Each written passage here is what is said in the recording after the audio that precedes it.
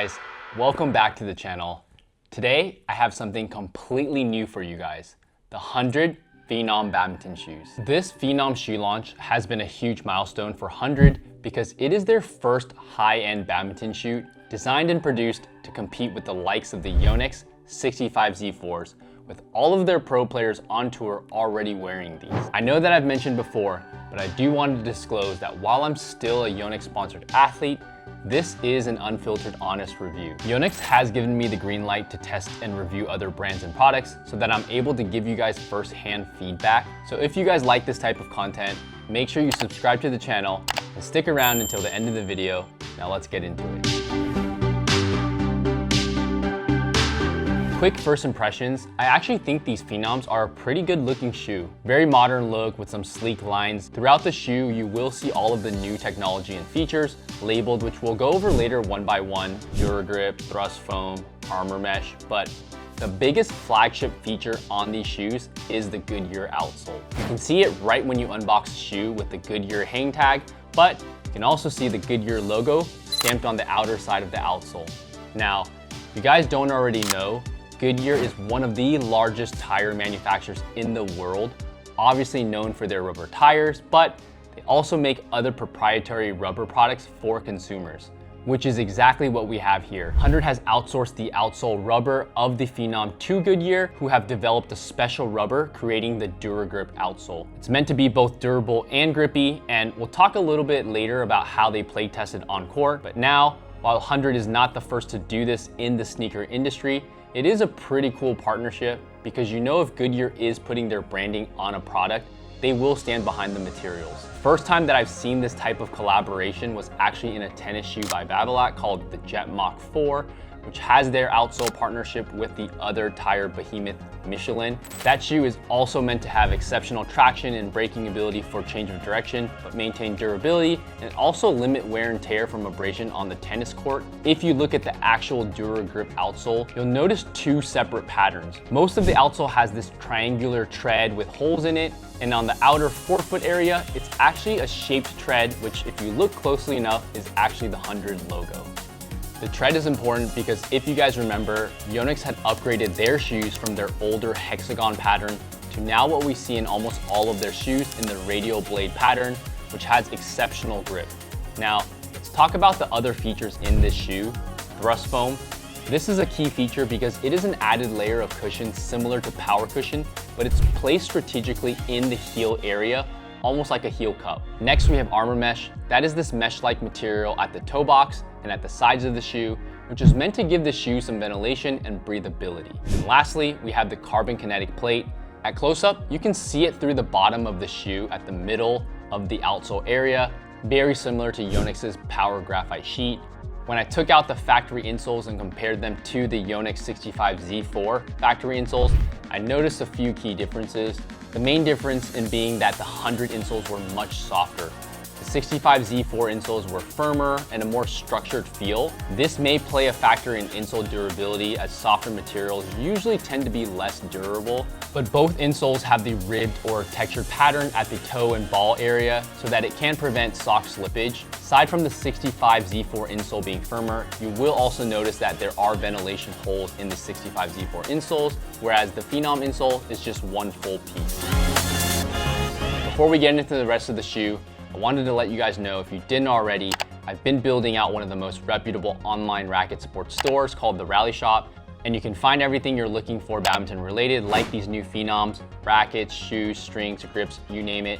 So if you're looking for any gear, or you just want to support me in this channel, make sure you guys check out therallyshop.com, and I'll also leave some direct links below for you guys.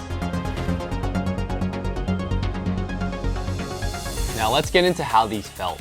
First, we'll go over the grip. Before these Phenoms were released, 100 really only had lower price point shoes like the Velocity Elite. Granted, those were more budget-friendly shoes in the $80 price range, so more comparable to the likes of a Yonex Strider Flow, and not really meant to be a pro-level shoe. But when I tested those Velocity Elites, I really struggled with grip. So to have these new Goodyear outsoles was an absolutely huge upgrade. I found that the grip was pretty good on the Yonex synthetic mats that I was playing on. However, I did not get a chance to play test these on normal wood or other surfaces. You can actually hear the squeaking when the shoe is gripping the court here when I first tested them. And in terms of cushioning, there is the added heel cup, which is made up of thrust foam. No issues here, actually felt pretty good. But for context, I'm also not the heaviest player. I'm about 155 pounds or 70 kgs. So if you do need something with exceptional heel cushioning, you might still want to opt for something like the Yonex Sabaxia. Now, there were areas of the shoe that I felt lacked a little cushioning, specifically in the front toe box area. I don't know if it was a lack of cushioning or just the rigid nature of the DuraCore material, but the material in the front toe box area felt stiff and harder than I was used to, even after breaking them in. A little bit uncomfortable on some of the explosive change of direction movements, but not extreme to the point that it was hurting me or giving me blisters. In terms of sizing, they felt pretty true to size, but once I broke them in, if anything, they felt like they ran just a quarter size big. Very, very small difference. I would probably still recommend sticking true to your size. One thing I do want to point out in terms of durability is that after a few sessions, I did notice some peeling at the left toe area where I typically drag on my footwork. It does just look like cosmetic wear, but again, your mileage may vary depending on how long your playing sessions are and what type of surface you're playing on. To describe the overall feeling, I felt pretty low and flat to the ground, similar to the Aris, but a lot more cushioned than the Aris. And in terms of weight of the shoes, this is where I noticed a small variance. For some reason, my left shoe came in at about 375 grams, while my right shoe came in at about 355 grams. A noticeable manufacturing variance at about 20 grams between the two shoes. I thought that this might have been just a one-off, so I decided to weigh a couple of other pairs just to check, and those pairs also had small variances, so mine might have just been a small QC issue with the size 9.5 that I have here. But nonetheless, I think there's a little bit of room for improvement here in tightening up the weight variance between the left and right shoes, which I'm sure they're already working on.